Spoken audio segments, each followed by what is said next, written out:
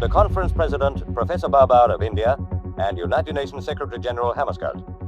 The immense concentration of atomic energy has made possible other developments whose immediate results have been less happy. A widespread atomic power industry in the world will necessitate an international society in which the major states have agreed to maintain peace. People, in November 1954, just 7 years after independence, Homi Jehangir Bhabha stood at a conference in New Delhi and made a claim so audacious that it shocked the world. While India still was figuring out how to feed itself, while India had no expressways, a few IITs and no money, Homi Jehangir Bhabha pointed towards India's beaches in Kerala, Tamil Nadu and Odisha. And he said that the total reserves of thorium in India amount to over 500,000 tons. And those beaches are our future. Fortunately, our land is rich in this new source of immense energy. Very large resources of nuclear raw material were discovered, thorium in the monazite sands of Kerala. He was talking about thorium, a mineral so powerful that if we can extract and produce power with thorium, India will have enough fuel to power itself for the next 400 years. In fact, we can produce 10 times more power than the oil barrels of Saudi Arabia, America and Iran combined. Yes, combined. Look at this. US today has 45 billion barrels of oil which can produce 25,245 terawatt hour. Iran has 208 billion barrels which can produce 117,000 terawatt hour. Saudi Arabia has 267 billion barrels of oil which can produce 149,700 terawatt hour. All three combined amount to 520.6 billion barrels which can produce 292,000 terawatt hour. And India has 8.5 lakh tons of thorium which together can produce 3.1 million terawatt hour. 3.1 million terawatt hour. But today, as we all know, India is in such a vulnerable position that every time there's a war in the Middle East, for every $10 in oil price, India's import bill shoots up by billions of dollars, the Indian rupee crashes, and inflation hits India like a rock. The war has squeezed gas supplies to India. The conflict is significantly impacting India by driving up fuel prices. The rupee has weakened, it's threatened to slow economic growth. Factories are slowing, exports are stalling, and costs are rising. In fact, from 2019 to 2026, milk prices have increased by 30%, petrol prices have spiked by 30%, and LPG is up by 56%. Which is why Homi Bhabha said, no power is as costly as no power. And this is the reason why Homi Bhabha laid out a 3-stage plan. A plan so audacious, so far ahead of its time, that even 70 years later, no other country on earth has been successful in implementing it.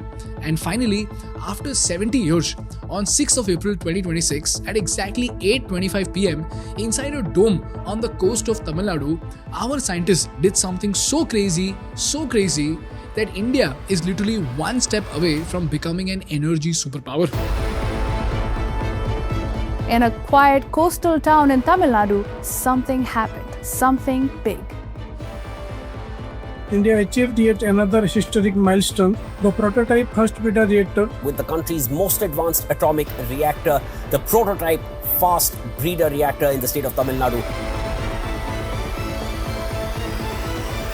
So the question is, until now, why does India, a country sitting on 10 times more energy than Saudi Arabia, Iran and America combined, still spend 85,000 crores every single month to buy someone else's oil? What was Homi Bhabha's secret 3-stage nuclear plan, and what exactly happened inside that dome in Kalpakkam at 8:25 p.m. on April 6th? And why are nuclear scientists around the world calling it the most significant energy breakthrough of the 21st century? This video is brought to you by the Communication Masterclass course. If you're an executive who wants to communicate your ideas as powerful leaders and not as shy, timid individuals, you must join our Communication Masterclass course. Because the truth is, you could be the hardest working person in the room, but if you're not communicating your value, you will always stay invisible. And the person who knows how to speak well will always get the promotion that you deserve. So if you're this ambitious person who wants to speak with confidence and clarity, you must join our Communication Masterclass course. And if you don't find value in this course in the first 7 days, we will return your money with no questions asked. I have crafted this course specially to teach you how to speak with clarity and fluency, how to master the art of storytelling to dominate your meetings, how to structure your message and impress your boss, and how to overcome communication challenges and speak like a leader. On top of that, I will personally be hand-holding you during our bi-weekly live sessions so that all your challenges, all your doubts and all your problems are solved during the course itself. So if you want to excel at your career and if you want to become a confident leader, click the link in the description and I will see you in the live session.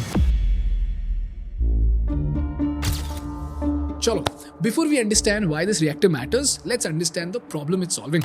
You see, India is the third largest energy consumer of the world, but we import almost 90% of our crude oil. Now let me put that in perspective. India's entire defense budget is $74 billion, but crude oil imports alone cost us $137 billion and natural gas imports cost us $14 to $15 billion. So we spend almost 2 times more on oil than defending our own country. And the only major domestic resource we have is coal, which still powers 79% of India's electricity. This is the reason why for every $10 rise in global oil price, our rupee weakens, our petrol and diesel prices go up, and there is a noticeable pressure on our economy. And eventually, inflation hits every single Indian household. As a result, the bottom billion of India suffers. But this is where India's nuclear energy becomes a game changer. You know, a single uranium fuel pellet about the size of the tip of your finger, weighing around 10 grams, can produce as much energy as 1 ton of coal, 120 to 150 gallons of oil, and 17,000 cubic feet of natural gas. And unlike solar or wind, nuclear doesn't care if it's cloudy, it doesn't care if the wind stops. Nuclear runs 24 hours a day, 365 days a year. And while solar plants run at full capacity only 20 to 25% of the time, nuclear runs at full capacity for 92% of the time. So the answer is pretty simple, isn't it? Just build more nuclear reactors and problem solved. Well, that's exactly what India thought too, and that's exactly where the problem starts. You see, nuclear energy runs on uranium, and India has almost very little uranium. Australia today has roughly 3.6 million tons of uranium. Kazakhstan has about 2.9 million tons, and Canada has around 1.7 million tons, whereas India only has 430,000 tons of uranium. So the obvious question is, why not just buy it like we buy oil? At least we would have an alternate source of energy, right? Well, that's exactly what I thought. But guess what? India was effectively banned from the global nuclear supply chain long time ago. And the reason is disturbing and shocking. And you know what? It all started with Indira Gandhi. On 18th of May 1974, India detonated its first nuclear device codenamed Smiling Buddha. This was done under the leadership of Miss Gandhi. India conducted a series of underground nuclear tests.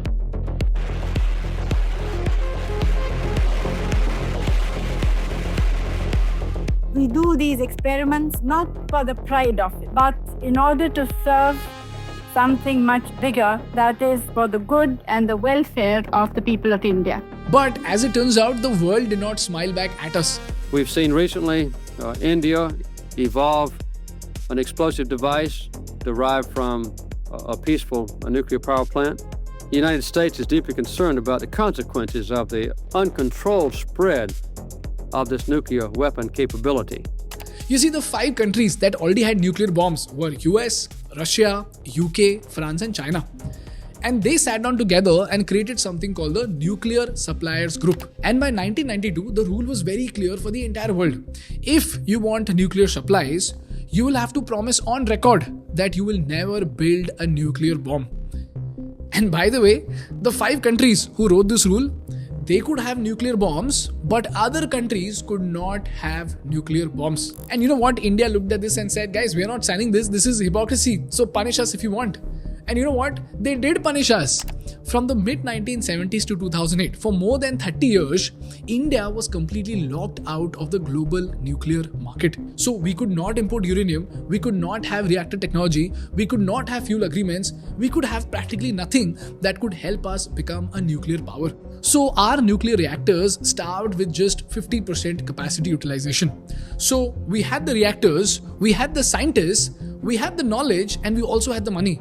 But without fuel, we could not harness nuclear energy. But you know what? India did not quit. India said we will become a nuclear power. And the man who led this mission was Homi Jehangir Bhabha.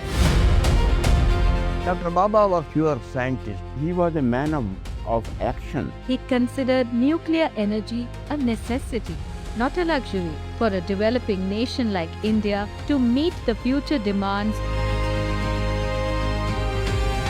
You know, at a conference in New Delhi with Prime Minister Nadu sitting in the audience, Bhabha stood up and said something that sounded almost crazy at that time. He said, India has very little uranium for our needs. We know that. But India has something else, something far more powerful, and it's sitting on our beaches. And like I said before, he was talking about thorium. Now, if you've ever walked on the beaches of Kerala, Tamil Nadu, Odisha or Andhra Pradesh, you must have noticed that the sand is actually dark, almost black in some places. And that's because this sand contains a mineral called monazite. And inside monazite is thorium. And thorium, my dear friends, is so powerful that to produce 1 gigawatt of electricity, while you will need 3.5 million tons of coal, 2.1 million tons of oil, 1.7 million tons of natural gas, and 200 tons of uranium, you will only need 1 ton. I repeat, you will only need 1 ton of thorium to produce 1 gigawatt of electricity. Do you realize how magical that is? And India today holds roughly 25% of the world's entire thorium reserves. We have the single largest stockpile of any country on the planet. And India is so far ahead in thorium reserves that while we have 8.5 lakh tons, Brazil has 6.32 lakh tons, Australia has 5.95 lakh tons, and US has 5.95 lakh tons. And with these thorium reserves, India can power itself for 400 years. Yes, 400 years. So the question is, when we have so much thorium, why do we still rely on oil imports and why are we not an energy superpower yet? Well, as it turns out, thorium is not like uranium. You can't just put thorium into a reactor and switch it on. Think of it like this. Uranium is like petrol. You pour it in, light it up, and that's it. It starts running.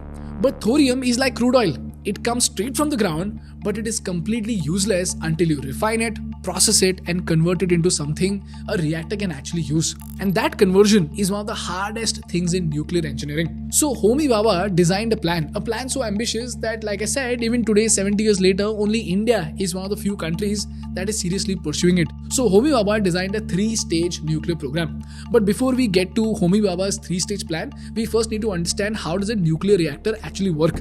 And trust me, it's simpler than you think. Every atom has a center called the nucleus. Inside the nucleus, there are protons, which have positive charge, and neutrons, which have no charge. Now, for most atoms, their nucleus is very, very stable and very, very balanced. But some atoms have a nucleus that is overstuffed, as in too many protons and neutrons are crammed in together. So it's very, very unstable. And uranium-235 is one of these atoms. Now, listen to this very, very carefully.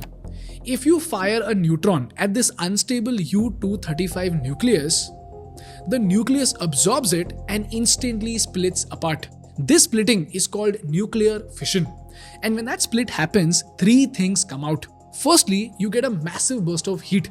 This heat boils water, makes steam, spins turbines, and generates electricity. One uranium atom splitting creates 200 million electron volts. Secondly, 2 or 3 fresh neutrons actually fly out in the process. And thirdly, 2 smaller atoms are left over. Now here's where this process becomes very, very interesting. Those 2 to 3 neutrons that flew out, they smash into other U-235 atoms nearby, and those atoms start splitting and they release more heat. Eventually, they release more neutrons and those neutrons then hit more atoms. This is how the chain reaction starts. And this chain reaction running at a steady controlled pace is what powers every nuclear reactor on Earth. But you know what? We have a problem here. The neutrons that fly out are insanely fast. So fast that they travel at 20,000 kilometers per second. And at that speed, they just zoom past uranium atoms without hitting them. So we actually need to slow them down. Why? Because slow neutrons are far more likely to hit another U-235 atom and cause the next split. And the material that slows down neutrons is called a moderator. Now, most countries use ordinary water. But the problem with water is that it has got a greedy habit. While it slows down neutrons, it also absorbs a lot of these neutrons. And as these neutrons get absorbed, the chain reaction slows down, because of which eventually there is nothing left to collide. And that is why most countries have to enrich uranium, as in they have to artificially boost the U-235 concentration from 0.7% to about 3 to 5%, so that even after water steals some neutrons, there is enough left to keep the chain reaction going. But like we discussed, no country was willing to give India the enrichment technology. And this is where Homi Bhabha's genius begins. He designed a 3-stage nuclear program. In stage 1, instead of regular water, India's reactors use heavy water as the moderator. Now, what's heavy water? Water is H2O. So it has 2 hydrogen atoms and 1 oxygen atom. Each hydrogen atom has just 1 proton in its nucleus. But deuterium, or heavy water, has 1 proton plus 1 neutron. Now, why is this a game changer? You see, because heavy water slows down neutrons without absorbing them. So, if you don't lose any neutrons, no enrichment is needed, and natural uranium straight from the ground can work perfectly to produce nuclear power. So basically, no enrichment technology is needed in India if we crack stage 1. And that means no begging foreign countries for processed fuel. But here's the clever part, guys. Natural uranium is 99.3% uranium U-238, which is stable, and only 0.7% U-235, which is the version that splits. So while U-235 is doing all the work, the question is, what exactly is this 99.3% U-238 doing? Well, it is doing something absolutely remarkable. When a neutron hits U-238, the atom doesn't split. It absorbs the neutron and becomes U-239. And U-239 is very, very unstable.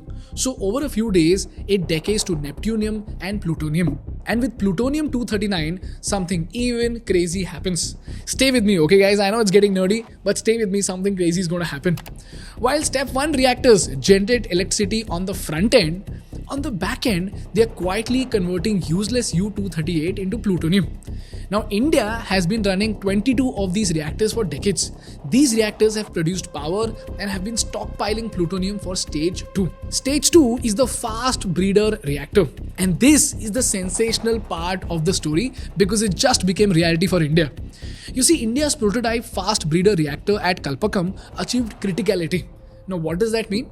You remember that plutonium-239 from stage 1? Indian scientists took that plutonium, mixed it with depleted uranium and created something called MOX fuel, or mixed oxide fuel. This fuel goes into the core of the fast breeder reactor. Now here's the fundamental difference. In a fast breeder reactor, there is no moderator at all. So the neutrons keep moving at 20,000 kilometers per second. And this gives us 2 superpowers. Let's call them core and blanket process. Now at the core, which is made of MOX fuel, plutonium atoms split, they release enormous heat, and that heat makes electricity. Each split throws out 2 to 3 fast neutrons, and those surplus neutrons slam into U-238. U-238 absorbs these neutrons and then transforms into brand new plutonium-239, which then splits at the core. So do you realize the core burns the fuel and the blanket makes the fuel? Therefore, the reactor is manufacturing new fuel while generating electricity. Read that again, guys. The reactor is manufacturing new fuel while generating electricity. And this is when stage 3 is supposed to start. And this will absolutely blow your mind. Once India builds enough plutonium through a fleet of fast breeders, the uranium blankets around the core get swapped for thorium blankets. So now, instead of U-238 converting into plutonium, thorium-232 starts converting into uranium-233. So thorium-232 absorbs a neutron, becomes thorium-233. It starts decaying and becomes plutonium-233, and then it decays to become uranium-233. And this uranium-233 is the fuel for stage 3. Now stage 3 is the end game. In the final stage, advanced heavy water reactors burn the uranium-233 bred in stage 2. And here's why this is the end game. Like I said, India has 8.5 lakh tons of thorium reserves. And estimated energy potential of India right now is about 500 gigawatt. So at our current usage levels, we can get energy for the next 400 years. Now think about what that means, guys. So stage 1 takes natural uranium, produces electricity plus produces plutonium. Stage 2 takes that plutonium, produces electricity plus more plutonium plus starts converting thorium into U-233. Stage 3 takes that U-233 and unlocks centuries of energy from India's own beaches. And that reactor in Kalpakam is stage 2, finally coming to life. In fact, the superpowers of the world have spent $50 billion and yet they all failed. But India only spent $1 billion and made it work. And Homi Bhabha made this plan in the 1950s. And on 6th of April 2026, 70 years later, India finally proved him right. So now the only question is, when will we get to stage 3? And once we do, I think India will finally have its moment to become a superpower. The only question is, when will this happen? And I just hope it happens in our generation. This is the story of India's nuclear program and the fast breeder reactor that achieved criticality in April 2026. And I just hope you learned something valuable from this case study. That's all from my side for today, guys. If you learned something valuable, please make sure to hit the like button to make YouTube Baba happy. We put in a lot of efforts. And if you want to keep learning about these business case studies and geopolitical case studies, please subscribe to our channel. Thank you so much for watching. I will see you in the next one. Bye-bye.